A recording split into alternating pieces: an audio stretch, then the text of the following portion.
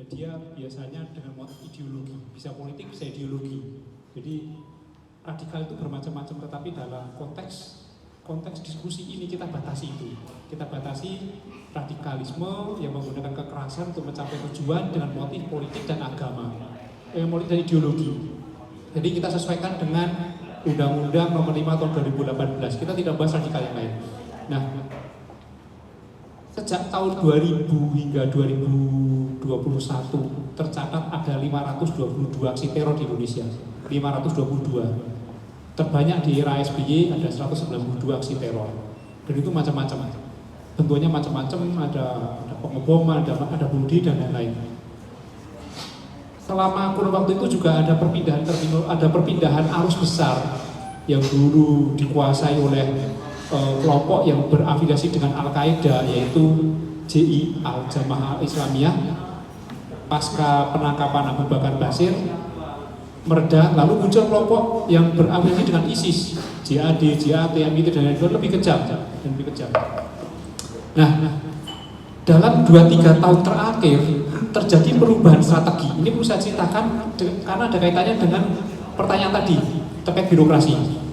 Dalam 2-3 tahun terakhir ini ada perubahan strategi kelompok-kelompok radikal yang dulu menggunakan cara kekerasan sekarang berubah menjadi cara non-kekerasan.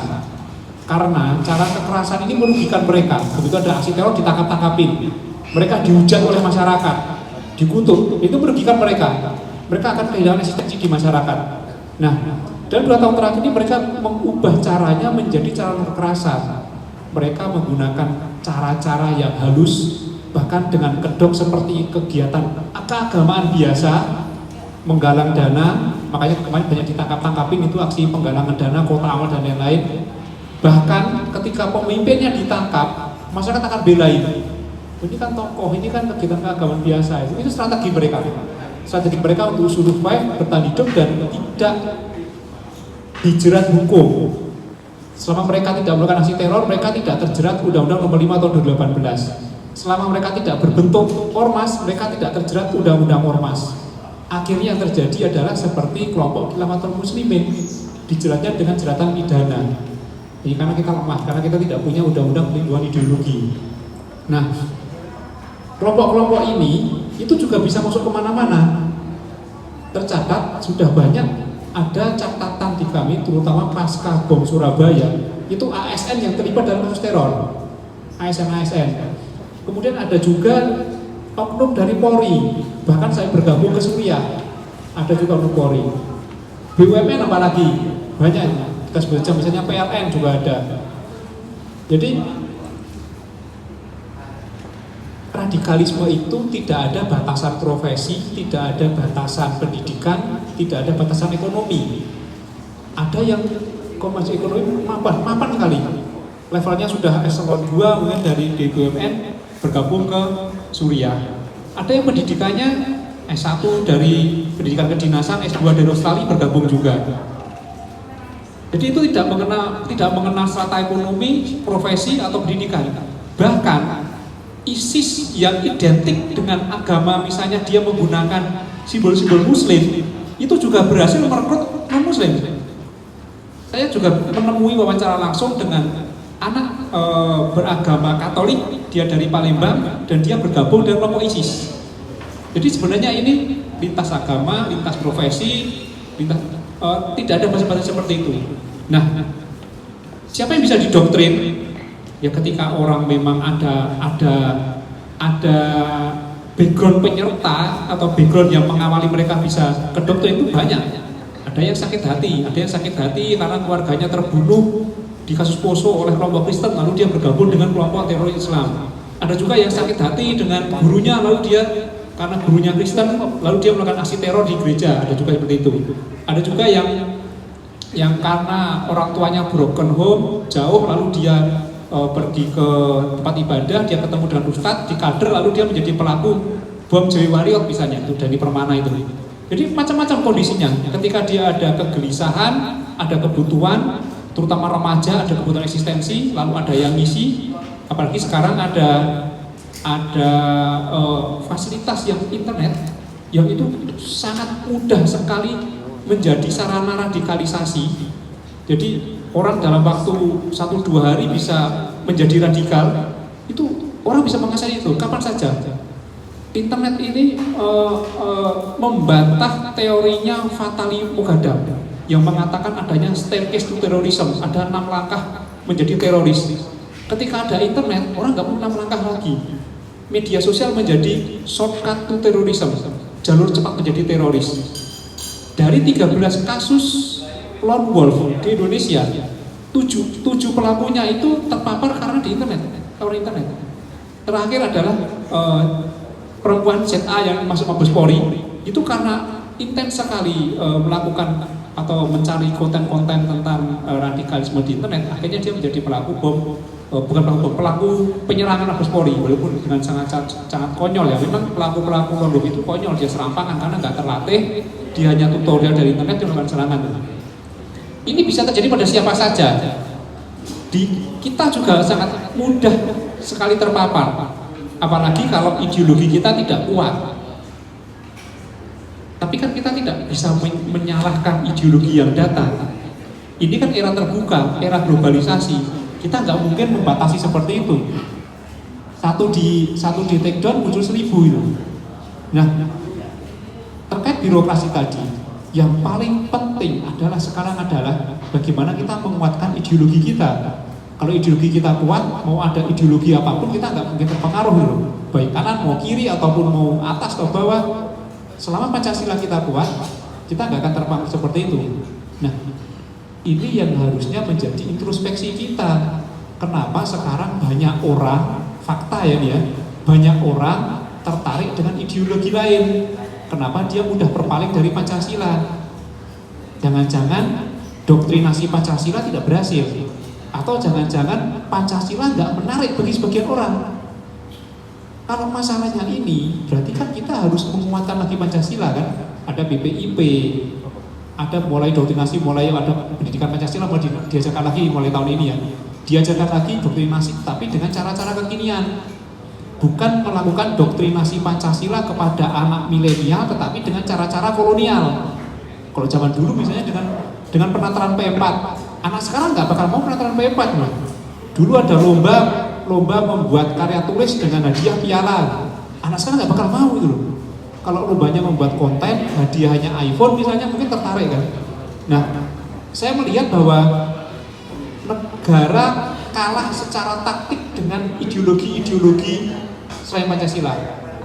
Ideologi radikal, terutama yang dari kelompok transnasional, ini sangat cepat sekali melakukan doktrinasi dengan media sosial. Dia membuat konten-konten yang sangat menarik sehingga anak muda mudah sekali masuk dalam jerat seperti itu. Sekarang kita jujur aja, dari teman-teman di sini siapa yang rajin membuka misalnya websitenya BPIP atau BNPT? Saya kira belum tentu setahun sekali. Tetapi orang yang searching misalnya terkait tentang bagaimana cara ngebom, apa itu terminologi dalam radikal ini, banyak sekali dan kontennya sangat mudah dan sangat menarik kita. Diajari itu cara seperti itu. Jadi kalau misalnya ada kasus seperti itu, radikalisme entah itu di birokrasi atau dimanapun juga, kita jangan buru-buru menyalahkan adanya ideologi lain. Kita nggak bisa seperti itu, karena nggak bisa dicegah. Apalagi menyalahkan agama, itu paling nggak benar. Semua agama itu mengajarkan hal yang baik dan suci, ini clear. Tetapi ketika ada orang yang memanfaatkan agama untuk kepentingan dia, untuk menggalak orang, menafsirkan yang salah, itu ada, di semua agama ada. Bahkan teror di semua agama juga terjadi. Dalam kasus teror, radikalisme tidak boleh menyalahkan agama. Ingat, ini berbahaya. Orang jadi benci terhadap agama. Yang disalahkan adalah oknumnya, yang disalahkan adalah kekerasannya. Ketika saya misalnya punya agama, kemudian saya menjalankan agama saya dengan radikal, itu kan benar. Yang tidak benar adalah ketika saya menggunakan kekerasan kepada orang lain. Kekerasannya lah yang dihukum. Atau ketika saya ingin mengganti ideologi Pancasila dengan ideologi yang saya anut, itu yang salah. Nah, ini harus hati-hati, jangan sampai perkara-perkara radikalisme terorisme itu salah penanganan sehingga ada kebencian terhadap agama tertentu atau kebencian terhadap kelompok tertentu dan sehingga menjadi perpecahan. Polarisasi nggak bisa dicegah. Jangan di Indonesia, Amerika polarisasi kok, Demokrat sama Republik, polarisasinya sangat kuat. Cuma di sana nggak ada kekerasan. Yang berbahaya kalau kita ada polarisasi, lalu yang berbeda itu dipakai kekerasan itu loh. Di dalam politik pasti terjadi polarisasi. Nggak mungkin nggak terjadi. Amerika sampai sekarang juga orang Republik sama Demokrat juga mesti sangat ketahuan dan sangat ketara sekali itu loh. Cuma di sana tidak menggunakan kekerasan. Kita saja yang masih memaknai polarisasi dengan primitif. Dianggap yang berbeda itu dimusuhi, nggak boleh. Berbeda dihargai saja polarisasi. Saya A, Pak Karyono B, kita berbeda ya nggak apa-apa berbeda. Diskusi biasa saja berbeda itu loh. Kalau Pak Karyono berbeda saya gebukin ya enggak, itu ya nggak boleh itu. Itu yang dihukum itu loh, kekerasan. Jadi kita harus hati-hati, harus cerdas, jangan sampai kata-kata radikal, terorisme itu justru menjadi alat untuk menghakimi orang yang berbeda, termasuk menghakimi lawan politik, itu nggak boleh gitu loh. Yang dihukum adalah kekerasannya, yang tidak boleh adalah ketika dia mengganti Pancasila. Itu saya dari sini, nanti kita ajukan dari sisi diskusi. Terima kasih. Wassalamualaikum warahmatullahi wabarakatuh. Tepung sebuah ideologi, ada dua kutub ideologi yang sedang mengepung Pancasila, mengepung negeri kita saat ini, yaitu ideologi nasional. Satu sisi kita dihadapkan pada ideologi radikalisme, ekstremisme beragama. Di sisi lain kita dihadapkan pada ideologi liberalisme. Nah, jadi tidak hanya ancaman terhadap ideologi Pancasila, itu tidak hanya radikalisme, ekstremisme beragama, tapi juga yang tidak kalah masifnya ancaman liberalisme itu juga merangsek ke berbagai sisi kehidupan kita. Nah, liberalisme itu menebarkan paham kebebasan tanpa batas, kebebasan individu. Itu saat ini ya itu makin berkembang di tengah-tengah masyarakat. Ya. Demokrasi liberal ya, yang mengagung-agungkan kebebasan, yang mengagung-agungkan suara terbanyak, ya, suara mayoritas, ya, akhirnya terjadi tirani minoritas. Nah, bahkan kebebasan perkawinan sejenis, LGBT dan sebagainya itu juga semakin marak. Ya. Angka statistik menunjukkan perkawinan sejenis itu semakin meningkat. Ya. Itu juga ya, ideologi liberalisme itu juga menjadi ancaman bagi bangsa ini. Ya. Nah,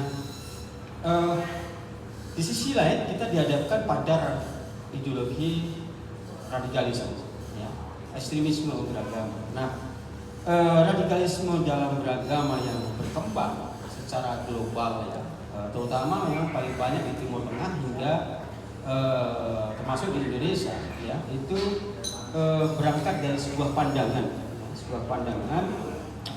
yang sempit di dalam memaknai agama itu sendiri. Nah, pandangan yang sempit terhadap agama akhirnya memunculkan gerakan intoleransi, sikap intoleran, ya, kekerasan seperti yang Mas Tani sampaikan tadi. Nah, kekerasan yang berbasis pada fanatisme agama itu semakin marah, ini fakta, ya. Persekusi, ya, bahkan paham takfiri juga semakin meningkat, ya. Tidak hanya kelompok ini tidak hanya mengkafirkan agama lain, kelompok lain yang memiliki keyakinan yang berbeda, tetapi juga mengkafirkan saudara-saudaranya yang seiman, yang memiliki keyakinan yang sama. Nah, ini juga fakta sampai hari ini makin berkembang. Nah, kalau tadi ditanya sejauh mana kebijakan pemerintah, ya, di dalam menangani soal radikalisme ini, ya, kita harus jujur ya mengakui bahwa di era Presiden Joko Widodo mulai muncul sebuah ketegasan, ya. Ketegasan di dalam menangani aksi-aksi kelompok radikal. Ya. Contoh yang paling konkret misalnya, ya, pemerintah ya, melalui pengadilan itu membubarkan organisasi radikal yang namanya Sultan Radikalisme. Itu terjadi di pemerintahan Pak Jokowi. Lalu kemudian disusul lagi dengan bukan membubarkan tetapi membekukan ya nama saya, melarang simbol-simbol organisasi Front Pembela Islam. Nah, selain itu juga ketegasan pemerintah di dalam menangani aksi radikal juga ditujukan dengan beberapa aturan ormas, misalnya undang-undang ormas, ya, itu jelas sekali merupakan satu sikap tegas pemerintah di dalam menangani radikalisme. Nah, begitu juga ya beberapa kali muncul aksi radikal yang terbaru misalnya itu sudah ada ya, ada kesadaran pemerintah untuk segera menangani masalah-masalah yang muncul di masyarakat terkait dengan aksi-aksi intoleran, radikalisme dan sebagainya. Nah, itu indikator keberhasilan pemerintah. Tentu saja masih ada beberapa catatan kelemahan. Ya. Di tengah disrupsi informasi dan masifnya ya platform media sosial, ya, itu tidak mudah untuk menangani ya masalah paham radikal ini, ya, karena doktrin itu disebarkan melalui media sosial, di mana setiap individu ya itu bisa menyebarkan paham-paham radikal dalam waktu yang cepat. Bisa dia membuat narasi sendiri, sebagai editor sendiri, ya, membuat berita sendiri, kemudian dia sebarkan. Nah, ini makin complicated. Nah, di era disrupsi informasi ini ya menjadi pintu masuk bagi berkembangnya paham radikal. Tadi sudah disebutkan bahwa banyak anak-anak muda yang terpapar radikalisme. Banyak mahasiswa di berbagai perguruan tinggi ya itu juga terpapar radikalisme. Nah, itu akses informasi yang mereka terima, ya benar tadi kata Mas tadi, itu melalui internet. Paham-paham radikal ya, ekstremisme itu menyebar di berbagai kanal media, terutama di media sosial yang paling membahayakan. Bahkan tidak hanya pahamnya, ya, bahkan tidak hanya paham, tapi juga teknik merakit bom. Merakit bom itu mudah sekali diakses di internet. Beberapa kali kejadian bom itu, ya, pelakunya ketika ditanya, Anda belajar dari mana? Dari internet. Nah, teknologi informasi ini menjadi pintu masuk bagi tumbuhnya paham radikal. Nah, inilah pentingnya regulasi bagaimana mencegah paham radikal ini di internet, gitu ya. Nah, di Jerman itu sudah membuat peraturan sendiri. Kalau di Indonesia kan masih cantolannya kan masih undang-undang ITE. Nah, di Jerman itu dia sudah membuat undang-undang khusus terkait hal itu untuk mencegah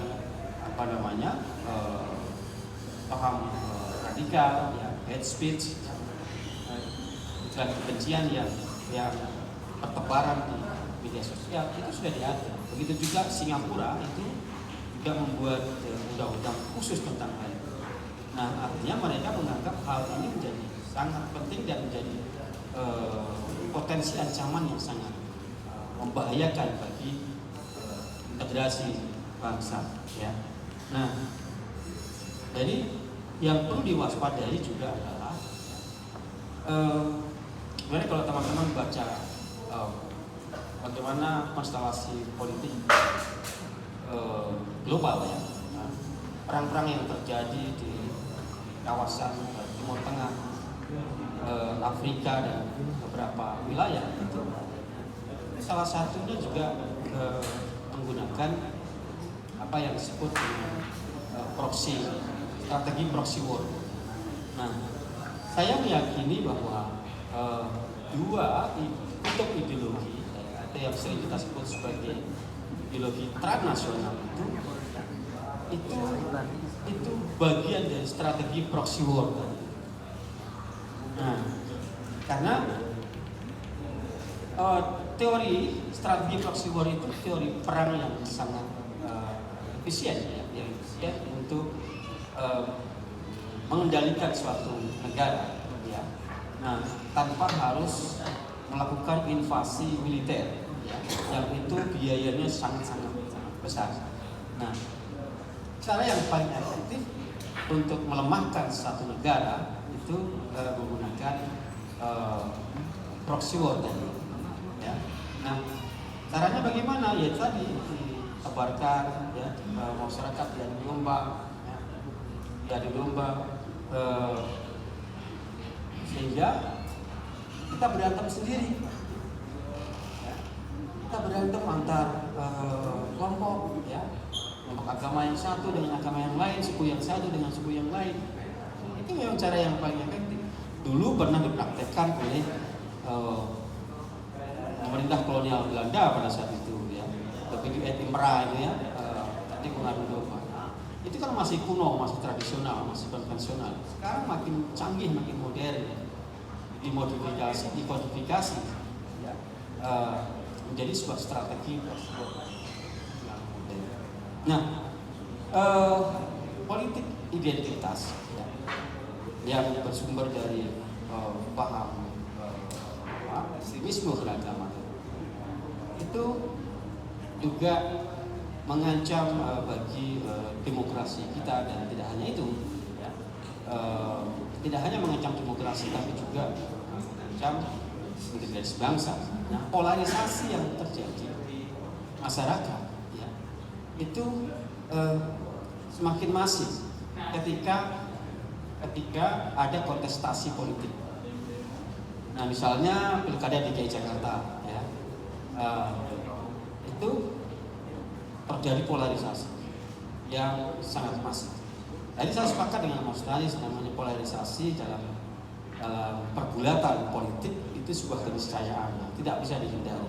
Di Amerika, di Inggris, di Jerman, ya, di Norwegia dan berbagai negara itu namanya politik identitas itu memang hadir di sana, ada. Ya.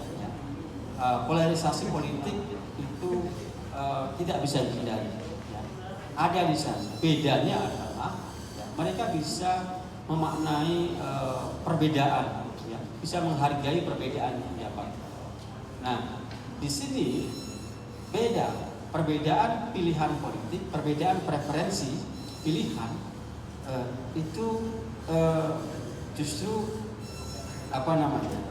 menimbulkan segregasi, keretakan hubungan, ya, antara pendukung kandidat yang satu dengan kandidat yang lain.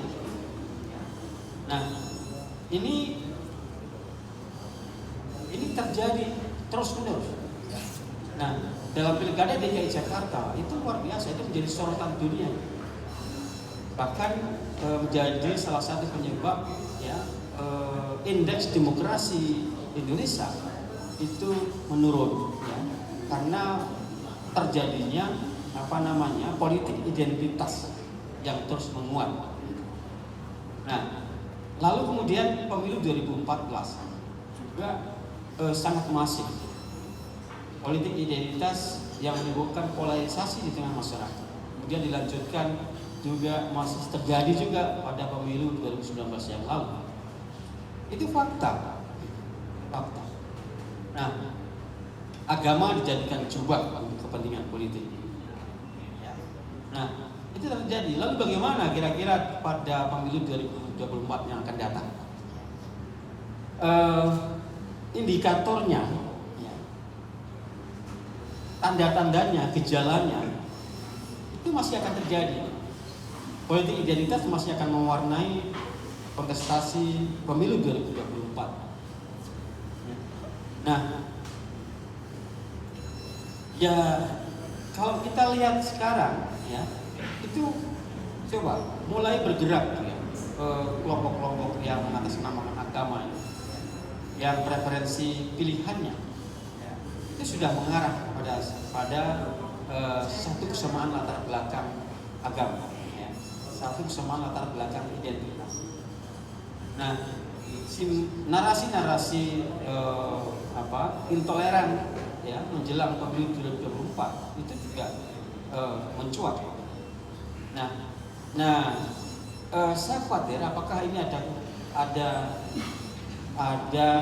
agenda, ada hubungannya dengan agenda pemilu 2024 atau tidak? Saya belum bisa memastikan. Ya, dengan bebasnya Habib Rizik Syihab misalnya. Ya. Nah, kira-kira ini apa yang terjadi? Ya. Kalau kita lihat indikatornya, begitu Habib Rizik Syihab keluar bebas, itu kemudian sudah mulai disambut, ya, kelompok-kelompok pendukungnya, ya. Nah, saya khawatir ini akan dijadikan sebagai satu lokomotif gerakan, ya, yang mengusung kembali politik identitas pada pemilu 2024.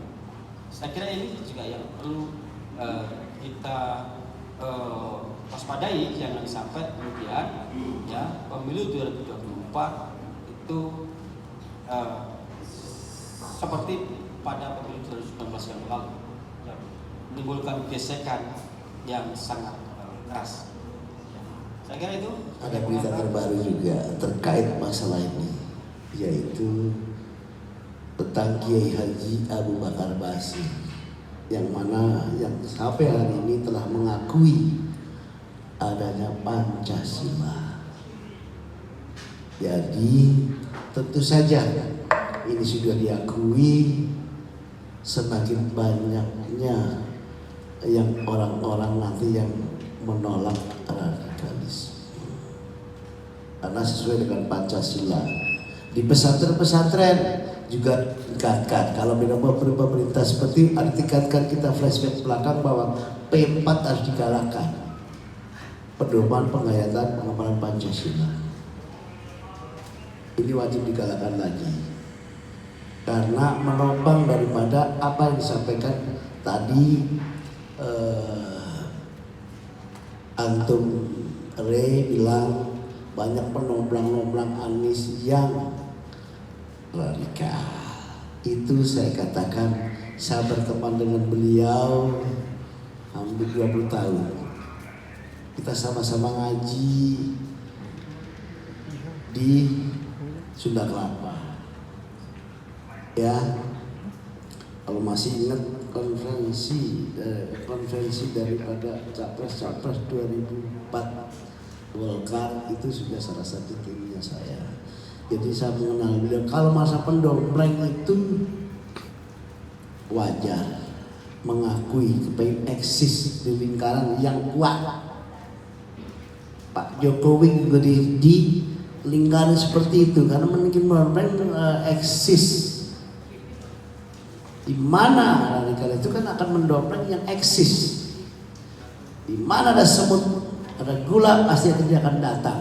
Siapakah dia, jati dirinya dia menyampaikan. Kita kembali bahwa Kiai Haji Abu Bakar Basir ini sudah mengakui. Jadi sesuai dengan ajaran tauhid Islam kita, Pancasila sebagai dasar negara. Saya selaku Ketua Umum GPMI keliling di Indonesia. Kemarin sempat ada di desa deklarasi pelantikan di Bengkulu, sempat sebelum pelantikan saya dipanggil Polda Bengkulu karena sedikit ada kesalahan di mana anggaran dasar kita yang dulu belum salah satu lembaran tidak direvisi karena kita baru munas, setelah saya revisi. Ya, itu ada yang namanya radikalisme. Lalu ketika di Polda kita jelaskan bahwa ketika itu tidak menyanyikan Indonesia Raya, saya nyanyikan Indonesia Raya. Sekarang alhamdulillah tidak pernah menyanyikan menyanyikan Indonesia Raya dan membaca teks Pancasila serta NKRI yel-yelnya harga mati, NKRI harga mati itu dulu tidak pernah dilaksanakan. Tetapi sekarang alhamdulillah 502 kabupaten kota, 34 provinsi, 4.850 kecamatan GPMI sampai saya SBT. Tual itu saya di sana. SBT itu saya betul-betul memang saya pengen tahu dia rasanya apa, perahunya kecil sampai karena demi anggota saya yang terjadi di sana. Ya, saya ke Palestina menyembuh saudara-saudara kita karena kita punya 12 negara cabang peninggalan Bapak Kiai Haji Ahmad Sumargono dari GPMI dulu, berdiri dulu. Di situ ada beberapa, di Indonesia masih ada. Saya katakan, tetapi bagi yang tidak mengakui Pancasila dan Undang-Undang Dasar 1945, kami terus terang aja, jangan masuk GPMI. Inilah cara-cara menyisir daripada melihat situasi dan kondisi di lapangan. Tidak asal hantam, tidak asal ceplak, dan tidak akan menuduh. Karena dia ciri-cirinya saya tahu. Ketika dia baca ayat ini, baru dikitikan ayat ini tidak mau, berarti inilah ciri khasnya. Kalau di dalam internal kita, saya akan sisihkan 7.206 kecamatan akan saya selesaikan. Karena saya jadi ketua umum baru 1 tahun lebih. Yang lama saya 4 tahun menjadi ketua BW. Nah, pengganti Bapak Ahmad Sumargono akan saya selesaikan semua. Jadi cara-cara bagaimana tidak ada radikalisme di kampung-kampung kita tahu ngada. Saya jauh ke sana pantai. Ngada ini. Dalam ngada memang minoritas muslim, tapi ada di beberapa RW, silakan cek di sana. Kami bekerja dengan MUI, DMI. Ada beberapa RW yang sangat sedikit, ini cuma 30 warganya. Ya cuma 30. Tetapi kalau kita ke Dompu nyebrang, itu daerah sana itu minoritas, alhamdulillah tidak ada namanya mungkin radikalisme. Saya yakin masih banyak, tetapi kita harus sadar diri sebagai manusia. Ini adalah anak bangsa kita juga, untuk kepentingan bangsa juga. Jadi kita harus terus bekerja, yang kita yang udah nggak syarat lagi, ya kan? Artinya kita bisa bekerja untuk